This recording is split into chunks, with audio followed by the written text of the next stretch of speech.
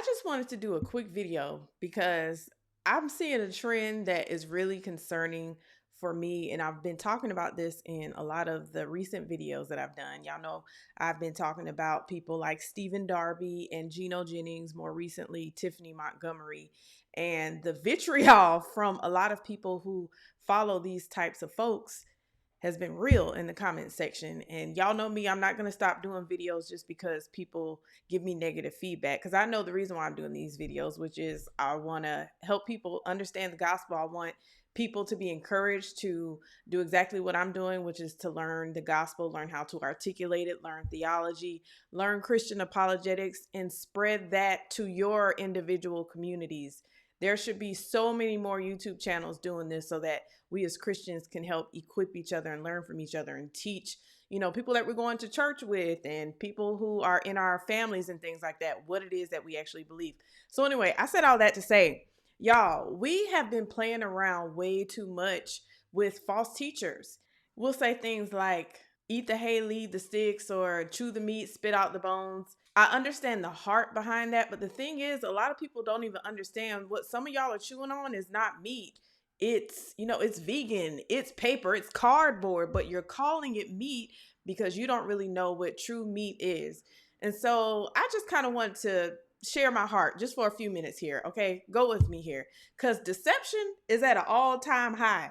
You know what I'm saying? I got people who follow me who really don't know the difference between sound Christian Orthodox theology, between the gospel and false gospels. That's why people don't understand why I talk about a Darby and a Gino Jennings and a Tiphani Montgomery.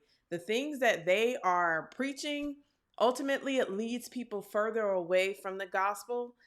Even if they have certain things right. So I was talking to a friend at church about this the other day, and she made a really good point. She said a lot of people just assume that because a person is right about A, B, and C, that they've got the whole alphabet right. And that's not necessarily the case. And I thought, man, that's really good. And I'm going to steal that. And so here we are. But think about that, y'all. Just because a Tiphani Montgomery is right about things like abortion, or some of these other ethical things like, fornication and adultery, all of those things are wrong, but that doesn't mean that she is taking the Bible and applying it correctly.